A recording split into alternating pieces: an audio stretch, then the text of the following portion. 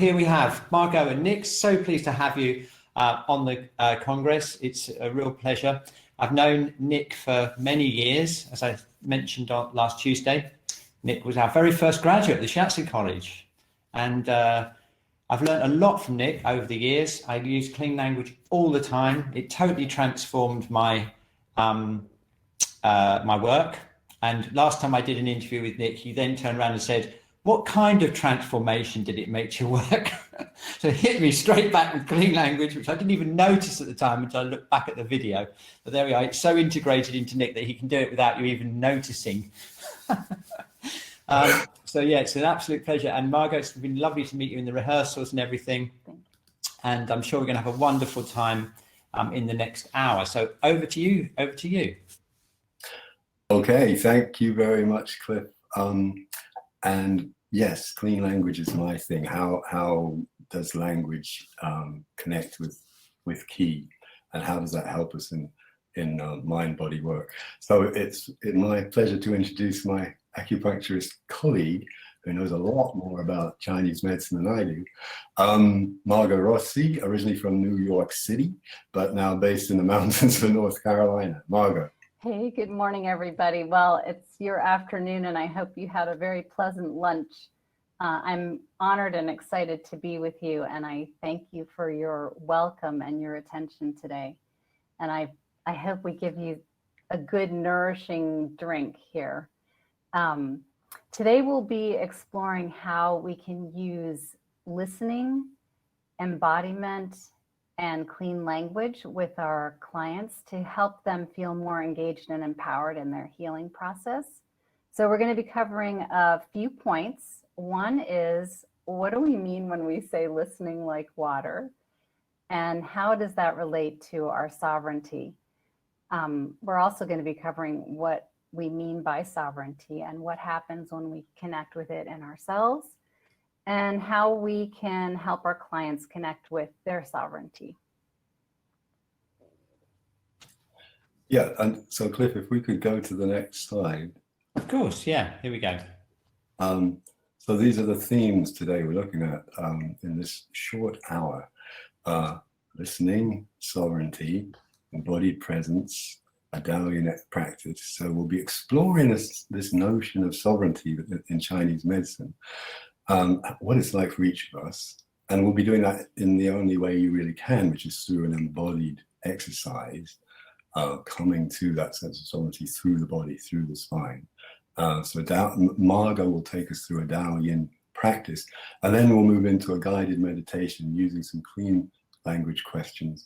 Again, to help you explore, maybe you get a very powerful sense of it, maybe you get a hint of it, maybe you get nothing at all at the moment, maybe it'll come to you later, we'll see. But just be open, be relaxed, and just see what comes to you. And just to find out a bit about how much you know about clean language and Daoyin, could we just go on to the clean language poll, Cliff? So how familiar are you with clean language? Very familiar, somewhat familiar, or not at all? Yeah. We've got pretty much, look at that, we've got pretty much a split there. Okay. Oh, well, yeah. Wow, 40% not at all. 40% not at all. Yeah, and the rest somewhat or very familiar. Yeah, great. Thanks for that response. So if you are completely new to clean language, then let me just say briefly that's just a way of asking questions that's designed to keep us as practitioners, to keep our own presuppositions and unconscious biases and our own agenda, basically, out of the client's space. And the kind of conversation that happens when you do that is not so much a conversation between the therapist and the client, but a conversation between the client's conscious everyday mind opening to what the body wants to say. In other words, these clean questions invite the body into the conversation. That's what we're doing with clean language.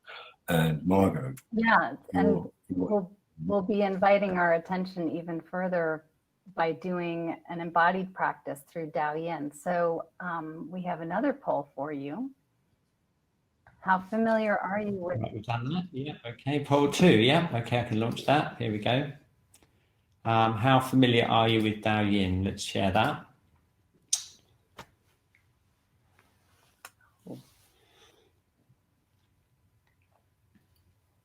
Super. Lovely.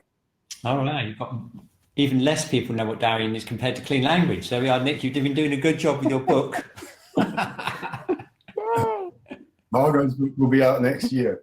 It's coming. Well, for those of you who are not at all familiar, have no worries. We're going to explore and discover together what this, what the purpose is of this movement therapy, and you'll actually experience it for yourself today.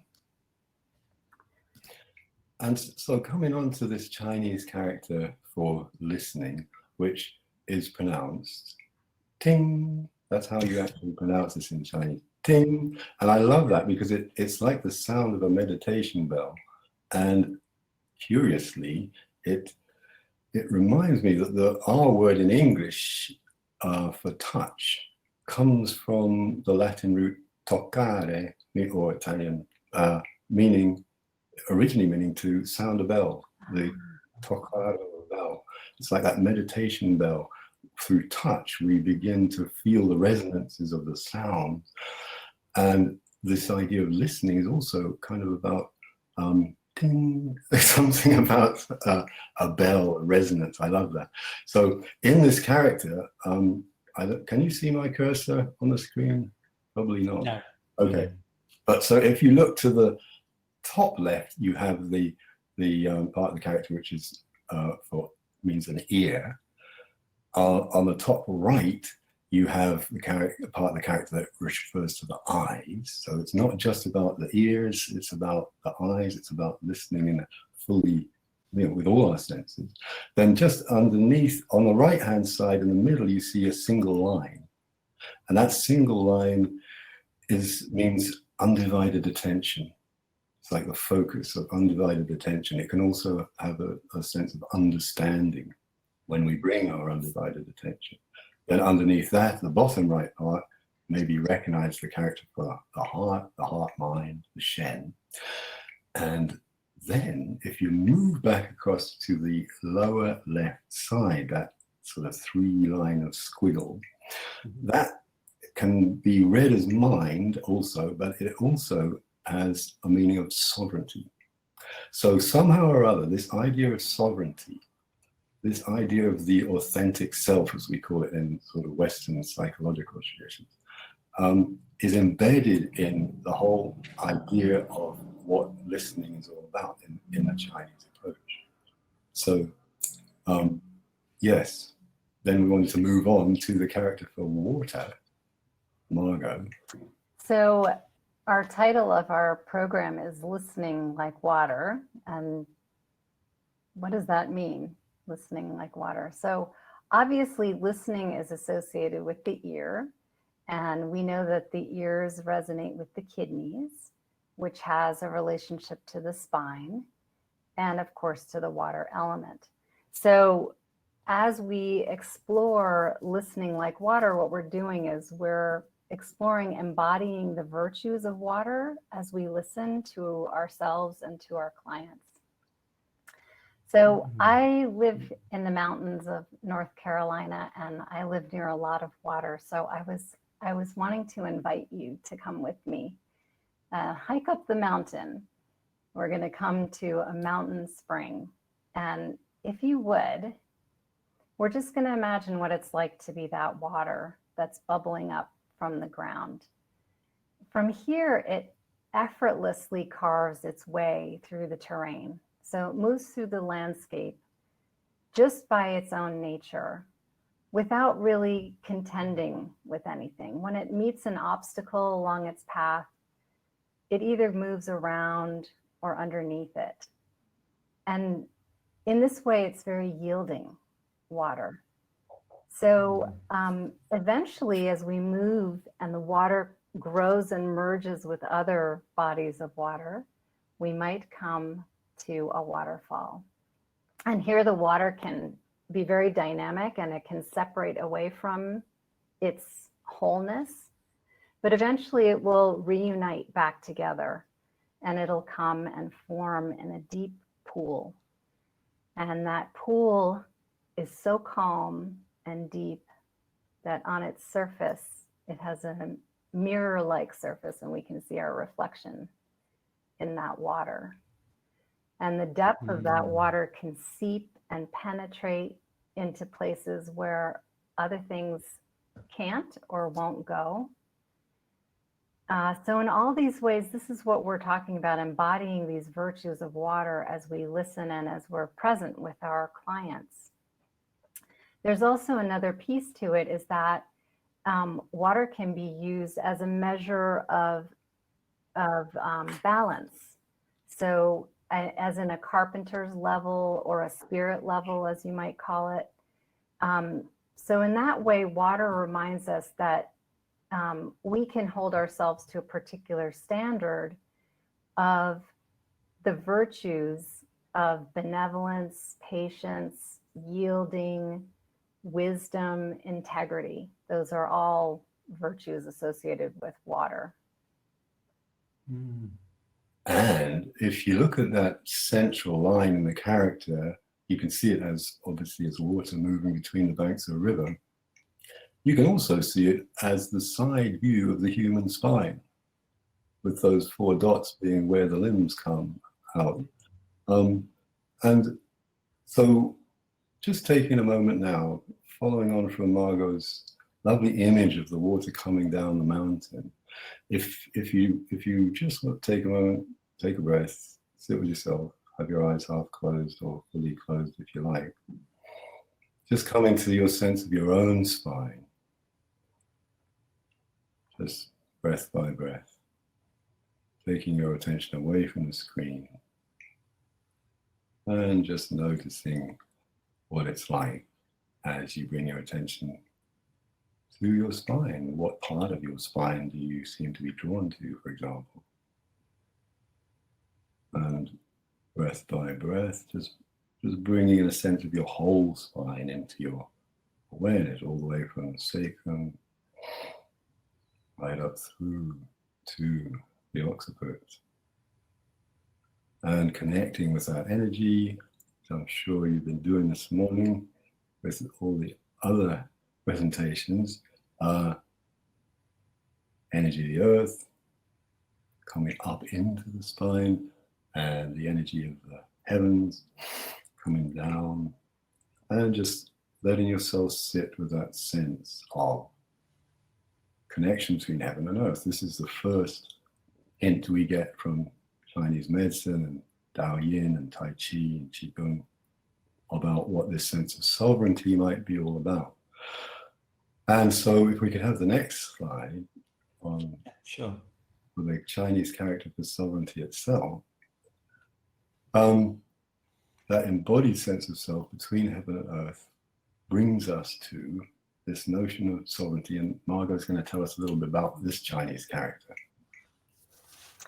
Yeah, so I just want to, as you're connecting with your spine, to bring in a little Chinese medicine theory that, as you might recall, that the source energy, the yuan qi, rises up the spine from the kidneys, and that with the help of the triple heater, it disseminates into the organs or the elements. And for each of us, that dissemination is unique, and that's what makes us unique, wherever that energy, whatever elements that energy goes to. So when we think of the spine, we can think of its upright nature. We can think of standing tall. We can think of standing up for who we are. And of course, we have to know who we are in order to stand up for ourselves. So in this sense, the spine connects us also to our sovereignty. So as we look at this character for sovereignty, on the left side is the character Zhu, and this is a representation of a master or a lord or an owner, a ruler. On the right-hand side, we have the character for Chuan, which depicts within it the character for a heron. This is why the heron is our mascot for our class today. the heron as a representation of the sovereign, the heron as a representation of tranquility, independence, stillness, longevity, purity, being noble, being peaceful. And it's also said in Chinese philosophy that the heron is what leads the human soul to heaven. And we'll come back to that notion in a bit. Wow. Wow. Yeah. Thanks. So think about sovereignty as if we're the practitioner, we're coming to our spine, we're bringing our own sense of sovereignty into the space and inviting, obviously, that to happen for the client, if it's appropriate for them. And we just wanted to give you an example, a couple of examples of when you do this in an inappropriate way and when you do it in a correct, respectful way. So if we could just have the next slide, what happens when one sovereign self meets another, and then coming on to an example of maybe not an appropriate way to do it. The next slide, if you can bring that one up. Oh, sorry. That's it. Thanks. So here we have Chancellor Angela Merkel and President George W. Bush. These people are both, as we say in the English idiom, heads of state. Okay, they are literally sovereigns in a sense. But as you look at the picture, what do you notice about the body language? What drew our attention as we were looking at this was what's going on with Angela Merkel's chin and what's going on with her neck. There seems to be a lot of tension, a kind of little bit of drawing away. George W. Bush, on the other hand, looks pretty relaxed, as if he's, almost saying, hey, I'm here and everything's okay. Anyway, so let's just see. We've got a little video for you here. It's a very short video. So we got. Jose said, Nick, Jose in the chat says Angela doesn't trust him. That's the thing that he knows. It doesn't look like there's a lot of trust there. And imagine starting a shiatsu treatment when your client's already backing off from you. That's a great way to do it. But let's see what happens when George W. tries to do something a little in the line of what we do. So if you can okay, so you want to show the video now? Yeah, run the video and just let it loop a couple of times. Should we just take our before we watch the video, should we just turn our cameras off? So turn our cameras off so that it can go full screen. Okay. Yeah. So George W. comes over, stands behind Angela Merkel, and let's see what happens. Tries to give her a shoulder massage. Whoa. Does that go down well? Look at her startled response. Just get off me. And poor old George is very embarrassed and immediately disappears. Whoa. Thank you. I think we've got it now. The action replay says it all. Okay, I'm back. Margot's back. Wow, that's incredible. It's pretty cool, isn't it? Interesting. I first saw that clip in a conference I went to that Stephen Porges was talking about the Polyvagal Theory. Yeah. And how to be appropriate and so on. So obviously, the thing is that Merkel didn't come to that meeting for a shiatsu. She came to have a summit meeting. So Bush was bringing his own agenda into that little encounter, and it wasn't at all appropriate with her. Now Margot's going to show us another example. So here's another possibility of what can happen when we meet our clients. This is a picture of one of my former students interviewing a patient in a community clinic. So here, just taking a moment to notice what you see in relationship here, the practitioner, the patient, and the space between them. Mm-hmm. And for me, this is just an example of coming together with a spirit of respect and honoring. so that we can both show up as sovereigns. Yeah. And one thing I love about this picture is that the acupuncturist is sitting there in himself, you know, he is slightly leaning towards the patient, but he is clearly within his own sense of sovereignty. And it's in, you notice where the patient's hand is going. The patient's hand is pointing towards his own heart, as if that whole healing power of connecting with the sovereign self, the authentic self, is being summed up just through the quality of the presence of Margot's student there. Yeah. It's impressive, really impressive. Yeah. Okay. So we have this question: how do we establish and relate to our sovereign self?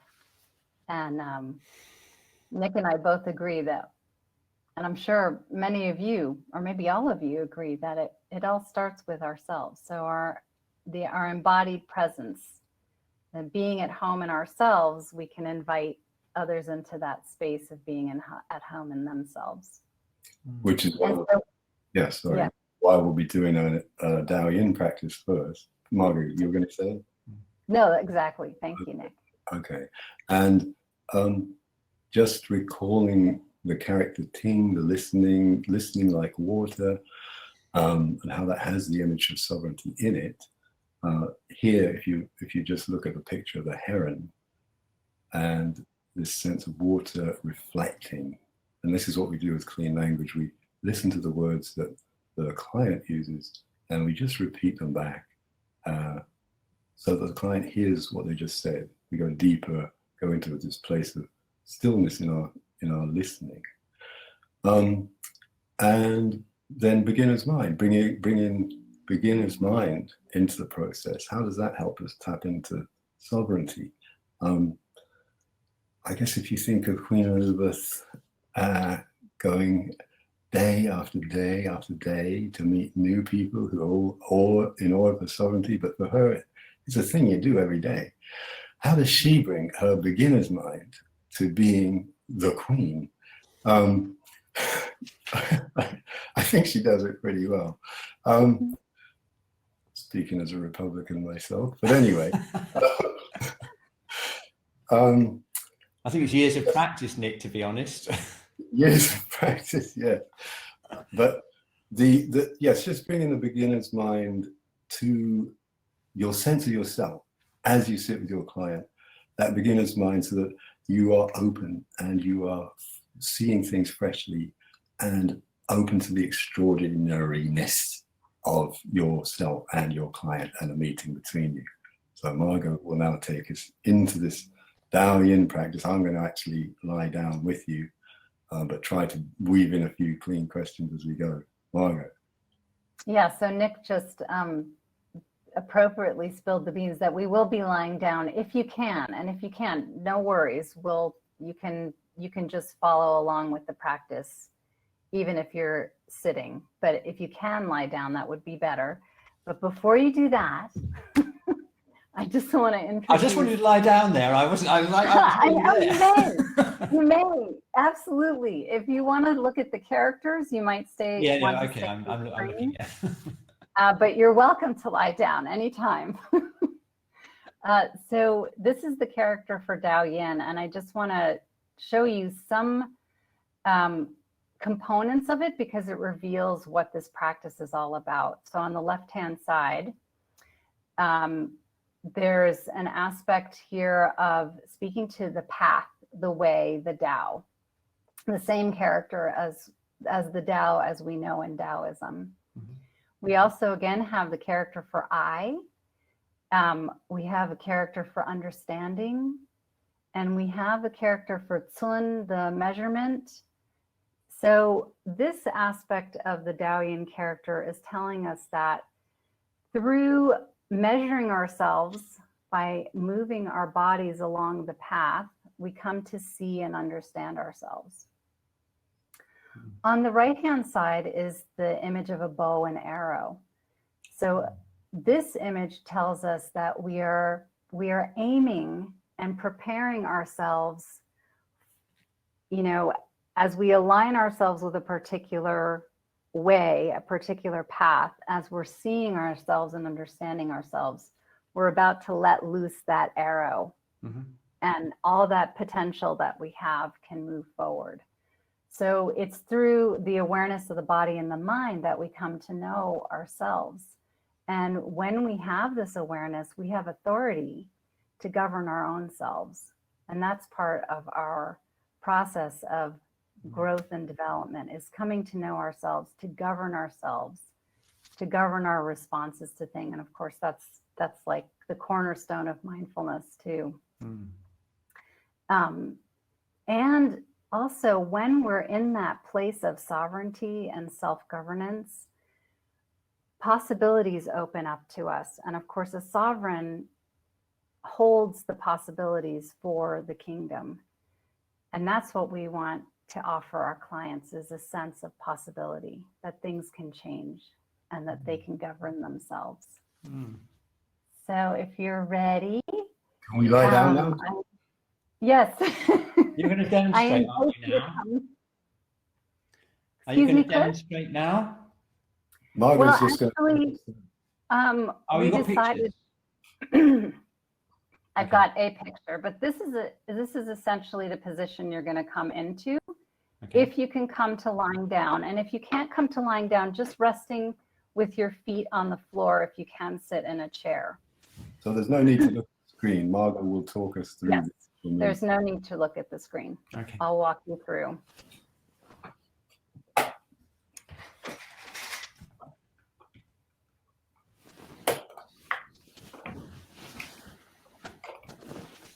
Oh, lovely, Cliff. It's so nice to be able to see you. I'm going to lie down. And am I okay with the mic? Okay, Margot, can you hear me? Yes, great. I can hear you, Nick. Thank you. So if any of you are noticing what's happening on Cliff's screen, he's got a cushion underneath his head. So if you find that as you tune into yourself, resting here, if you need some support under your head, by all means, take it. And less is more. So if finding the minimum amount of support that you need to be comfortable. So your feet are standing on the ground, and you can just play with moving your heels closer or away from your buttocks, just to see what gives you the best support for your low back as you rest here, lying down. And again, if you're seated, just listen to the instruction as if you were lying on your back. So the practice we're going to do, I'm calling the butterfly emerges, because it mimics kind of the work a butterfly does as it's coming out of its chrysalis. This practice activates the spine, and it opens the front and the back of the heart center. So between the shoulder blades and in the center of the chest. And it allows the heart energy to circulate down to the kidneys and into the lower dantian, the lower elixir field. It also supports the circulation of the yuan qi up the spine, as we talked about a little bit earlier.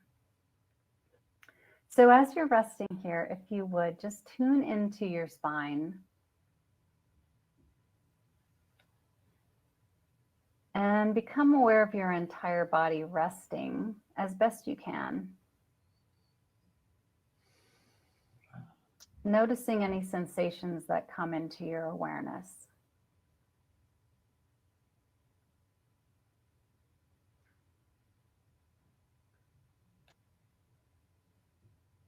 And if you will, cross your arms, placing one hand on an opposite shoulder. So maybe your right hand comes to your left shoulder, your left hand comes to your right shoulder. It doesn't matter which arm is on top.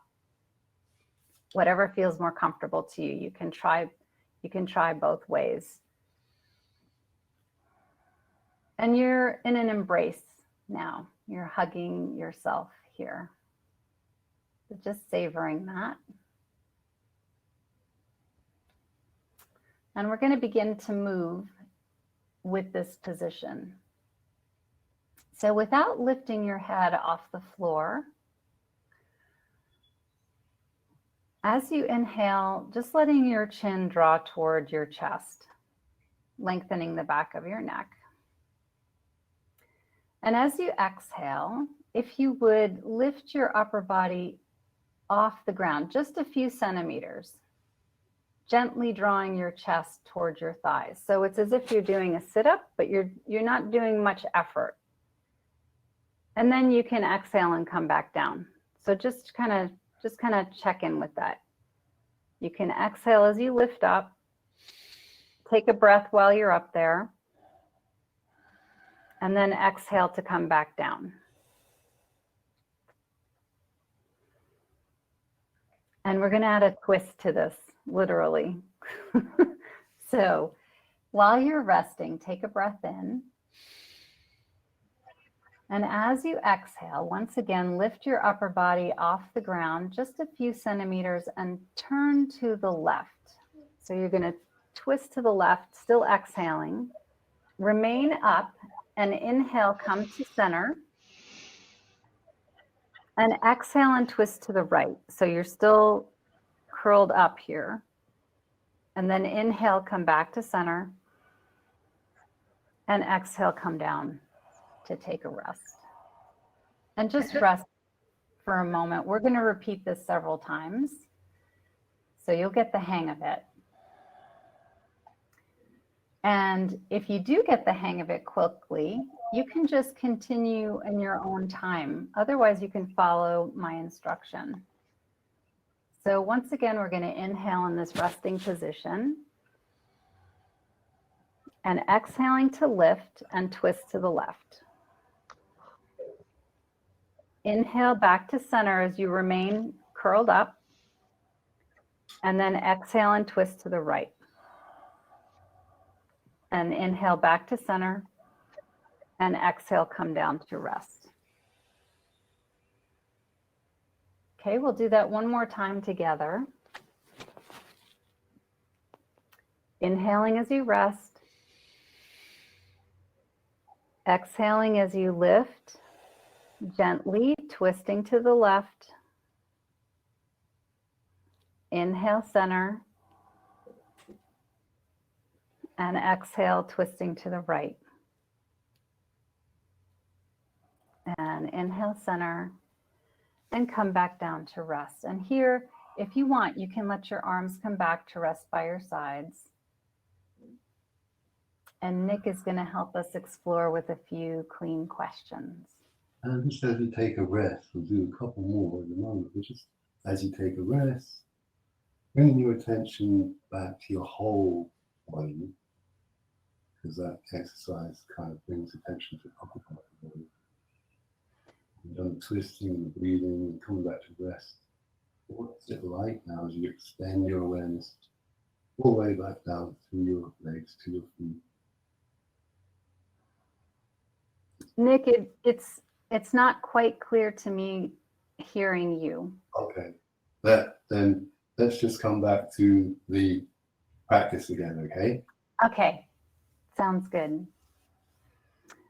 Okay, so let's once again cross the arms, placing the hands to the shoulders. And inhaling, lengthening your neck, drawing your chin towards your chest, keeping your head on the ground. And as you exhale, gently lifting up a few centimeters, twisting to the left. Lovely. Inhale back to center. And exhale, twisting to the right. Inhaling back to center. And then releasing your upper body back down to the floor to rest. And again, we'll go a couple more times. You can go on your own or you can follow my guidance. Inhaling to rest. And exhaling to lift and twist to the left. Inhaling to center. And exhaling to twist to the right. And inhaling to center. And exhaling to come down. And I'm going to let you go on your own this last time. Maybe you'll do something spontaneous, and that's great.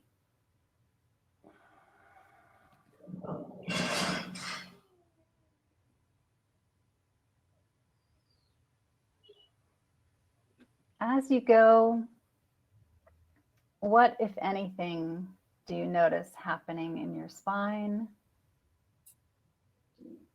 Is there a sensation or an image that comes to your attention as you come back down to rest?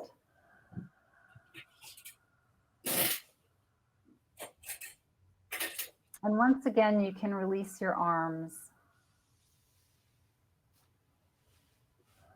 And I welcome you. If you find that you want to extend your legs, please do. Otherwise, you can remain in this position and just take a measure of your body, being open to whatever you're aware of.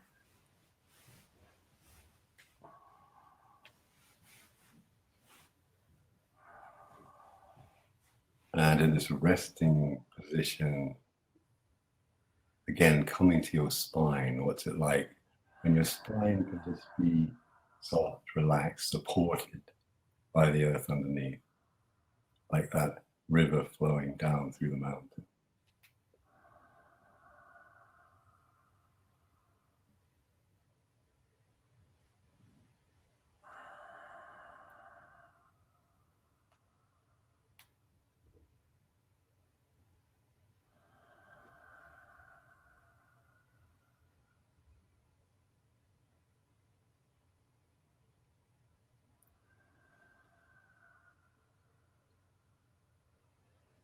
And when you're ready,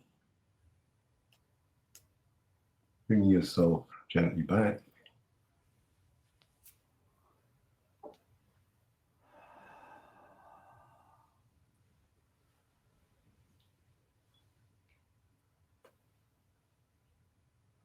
You gently returning your attention to your breathing.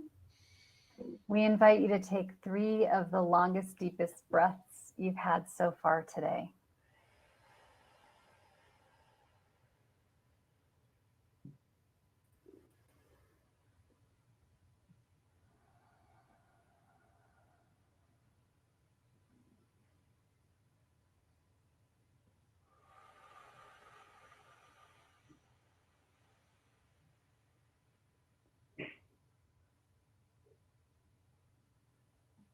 And wiggling your fingers and toes.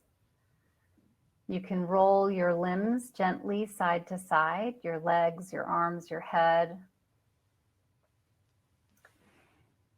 And in your own time, gently coming to rest on a side. Maybe tucking your knees up, level with your belly button for a moment.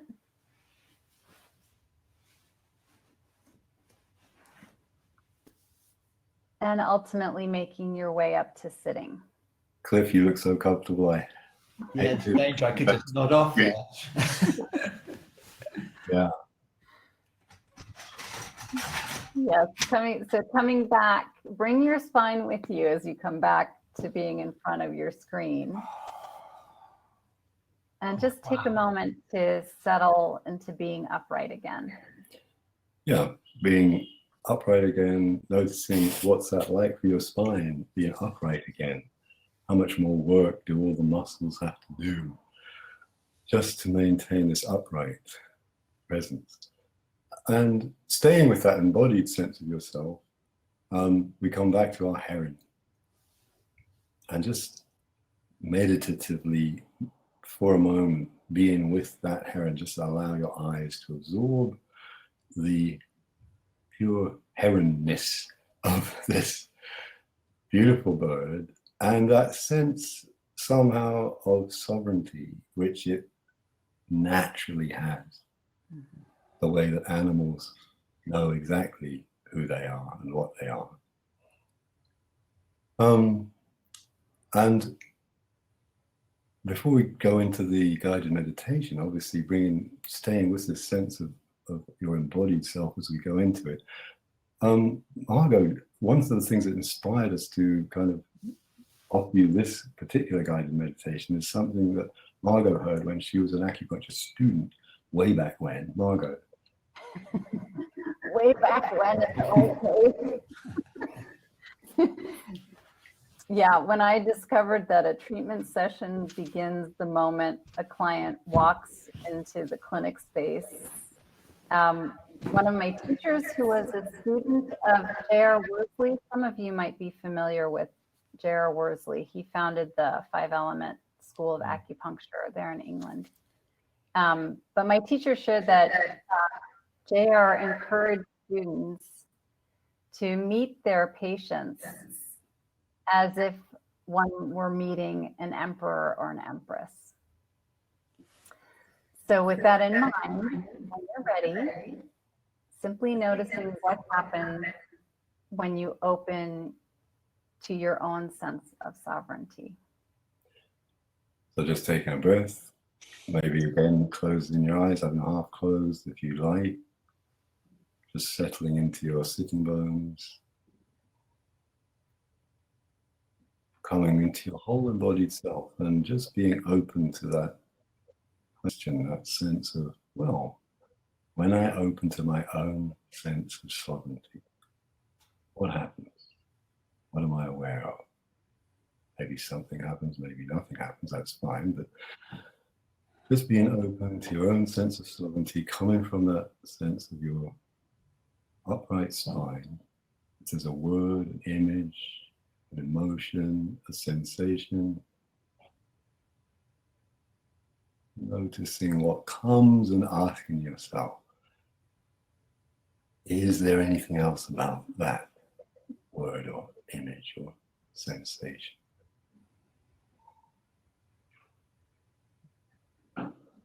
And noticing the response that comes and asking, and where is that image or word or emotion or sensation?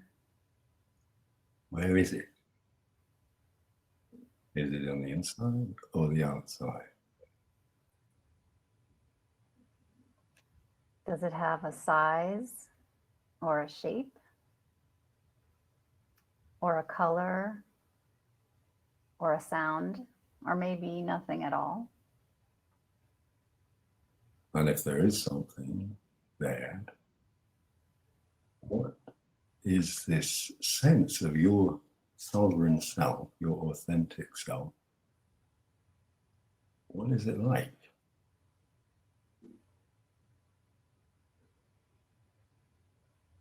Sitting with all of that. And when you're ready, bringing to mind a shiatsu client you know. Maybe someone you find easy to work with. Maybe a client who's a bit more challenging, but not too challenging. Whoever comes to mind.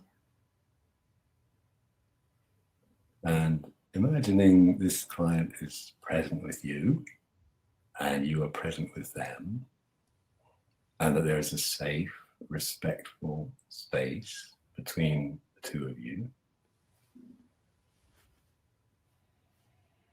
And however you're aware of their presence, imagining that you're inviting their sovereign self into the space.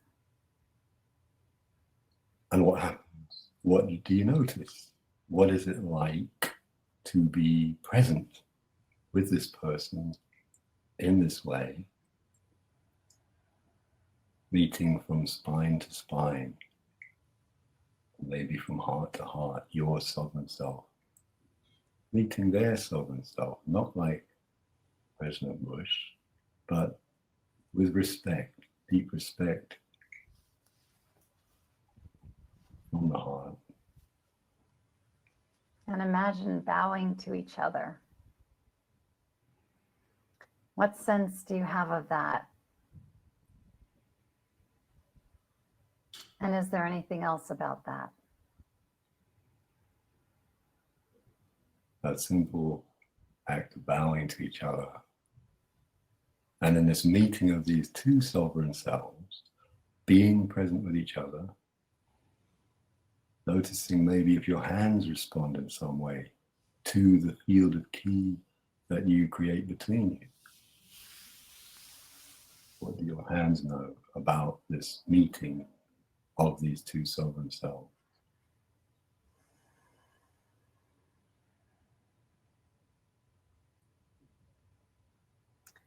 And when you're ready to let go, bowing to each other again, coming back to your own sense of sovereignty. Yeah, I'm just taking a breath. How is that now? Coming back to your spine, coming back to your heart energy, maybe. Now that you've met another sovereign self, what's it like coming back to your own sense of this authentic you? Just being curious about how that comes into your consciousness, an image or a word or a sensation, or emotion or memory even. If you do get something popping into your mind, is there anything else about that something?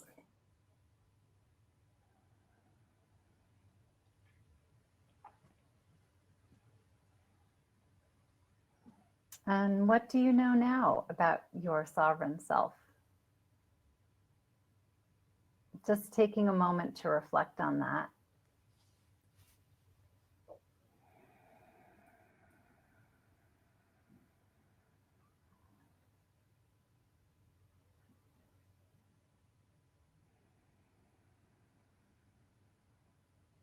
And whatever you know now, what difference does knowing that make?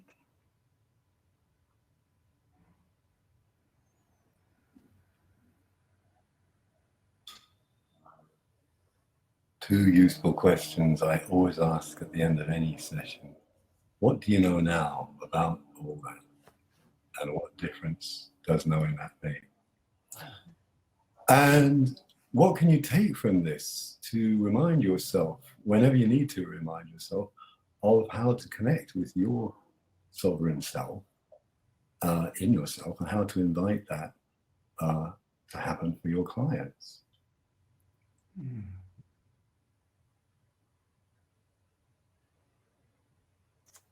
And when you're ready, coming back to the sense of all of us here, all of our sovereign selves, each one of us unique and independent in that sovereignty, and each one of us interdependent and connected with each other.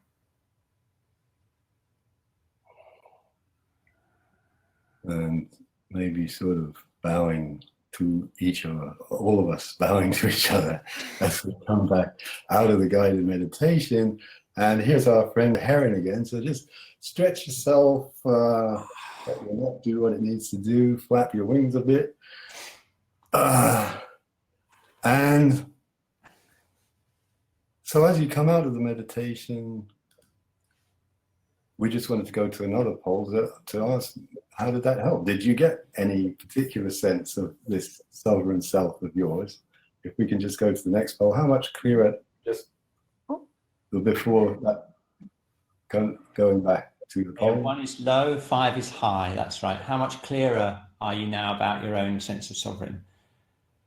Oops, sorry. Here we go. Black one. Yeah, that's a good okay, we got distribution.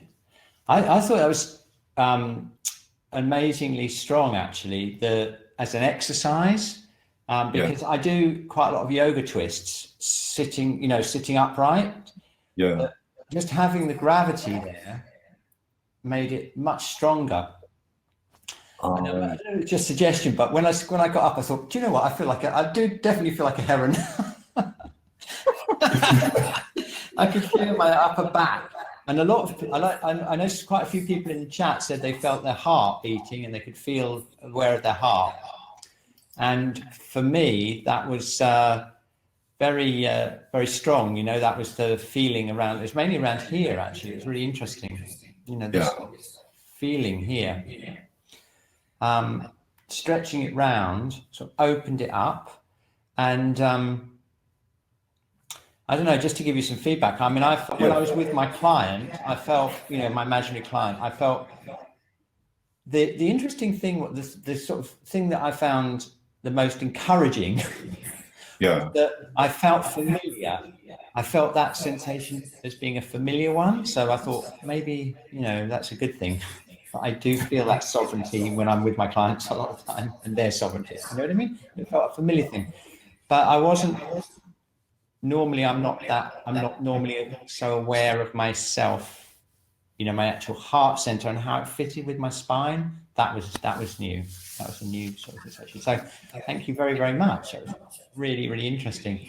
I wonder if there are any other questions. Anyone? Yeah. We just wanted to have a little time to know. Yes, go ahead, Nick. Sorry. No, I mean, if you have some more questions from the chat. Yeah, let's have a look. Oh, we've got loads coming in now. Yeah. Oh yes, Nick. Shall I flag them up? Shall I put up the questions? Yes, please. Obviously, we can't. Oh yeah, can you repeat the two questions? The two questions that you ask at the end, I think, is what Rose was referring to. Those two questions: what do you know now about all that, and what difference does knowing that make? I think those questions are on the handout that you can access after this. Yeah. Right. In fact, I can. Go on then. And then, is Dao Yin the same as Douyin? There are many ways of spelling and pronouncing Dao Yin. So yes, sometimes it's called Dao In. It's possible you came across the pronunciation of Do In. I think Do is a more specific thing we do in shiatsu, of sort of tapping. It's a Japanese style of shiatsu. That tapping is part of Dao Yin too. We do a tapping massage. Yeah. It's quite a wide category, isn't it? From what I remember. Yeah. Because I remember Paul was saying. Okay, should we? Would you like me to share the handout? Yes, please. Okay, and and if there's any other questions that jump out from the chat. Yeah. Well, they're being flagged up. They should be being flagged up. Can we get the questions that we had in the guided meditation? That's Anna's just asked. That will be in the handout, I guess. Yeah. Okay, so I'm going to just share the handout for everyone, so you can just download it. And obviously, if you can't, for any reason, can't download it right now, we'll obviously have it when we load everything up online. I know sometimes you've got an iPad or something, or a phone, it can be tricky to download things. But it looks like most of you are not having much trouble because they're all flying out. Okay. And Dawn, lovely comment from you, Dawn, about sensing your authentic self as freeing, a real sense of clarity. That's great. And as you said, Cliff, sometimes, when you're used to setting yourself up for a shiatsu, this is what we do. We connect with our sovereign self in an embodied way. And we just wanted that guided meditation to kind of offer you a chance to connect with it in a metaphorical way, a symbolic way. Yeah.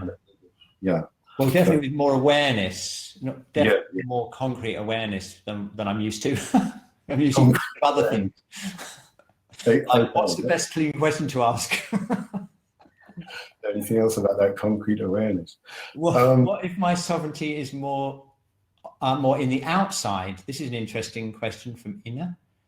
What do you think? How would you answer that? Is it wrong to have your sovereignty more on the outside?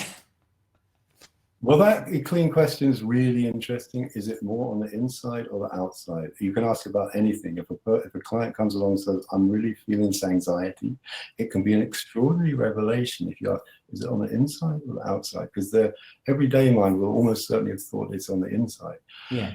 And you can notice when you ask that question, that because it invites you into the chi of it. Actually, it's, anxieties are so often about what we project beyond ourselves to future events, to people, and people can then get a sense of actually it's out here as well as in here. It's a really great question. Yeah. So if it applies to your sovereignty, just get curious about that. Yeah. Sovereignty is a shared thing, and I think a point I would love to finish with is just this. In the East Asian philosophical approach, you have a kind of a spectrum that, Taoist and Zen takes you right into the sense of no self. There is no self, so stop worrying about sovereign self. But on the other end of the spectrum, you go into the Confucian idea of the self. The sovereign self is there to serve the people, the community. The ruler, the enlightened ruler, is there to serve the people. So you're always looking for the place along that continuum of how to be with your client. That's how I like to finish. Margot. We have another slide. I can't seem to control the slide. Okay, which one did you want to do? It's the final slide of the heron that's taking flight. This one? Yes. Yes. Yeah. Yes. So, as I had mentioned earlier, in that character of sovereignty is the character for heron, and that the heron is what leads the human soul into heaven. Oh, right, yes. And that speaks to what happens when we die, that our soul, our spirit ascends into heaven. But it's also a metaphor. It's a metaphor for redeeming and living our spirit, our sovereign self, while we're still in the body, here and now. Right. Yeah. So we just wanted to leave you with that. Let your heron be with you. And obviously, just wanted to say a huge thank you to you, Cliff, and the whole team for putting this on. It's totally been our pleasure. I'm sure I'm speaking for the whole team. It's been absolutely our pleasure. And I would just like to say that you have totally modeled what you've been talking about the whole time. You're so chilled out and cool together, and totally in your sovereign selves. You know, it was just obvious. I think everyone in the chat will agree with that. Now we look at, if you look in the chat, maybe we can get some thank yous and stuff. You've got a stream of hearts and thumbs ups coming. And someone said your modeling it was amazing. So you've got a great feedback there. So it's absolutely beautiful session. Thank you very much. And I think I'm going to be feeling like a heron for at least the rest of the day, if not for the next week or two. Really, really nice. And I think especially when there is stress, there's so much stress around and everything, it's so important to really come back to basics and really realize how important that is. And it links very much with what Galit was demonstrating this morning on the very first session about the integrity of the practitioner. It really does resonate very strongly with that. So we definitely got a theme coming through there. Okay, so thank you very much. I hope everyone's seen all the links. We'll publish those online, the links at the end. We'll publish them all online. When we record everything, everything is being recorded, we edit it and we'll put it online, so it'll be there for all the many people that will watch it over the next few weeks and months. And we'll put all those links there. So hopefully you'll get people contacting you. And can I just say that Margot and myself will be back online at the Embodiment Conference on the 23rd of October. All right. Okay. Cool. All right. Good. Well, we'll put some links up for that then. We'll definitely put some links up for that. Thanks. And thank you, everyone. Thank you all. Okay. Thank you very much. Great. So I just need to get my tea break slides back up now. Lovely to see you both. Bye. Bye-bye.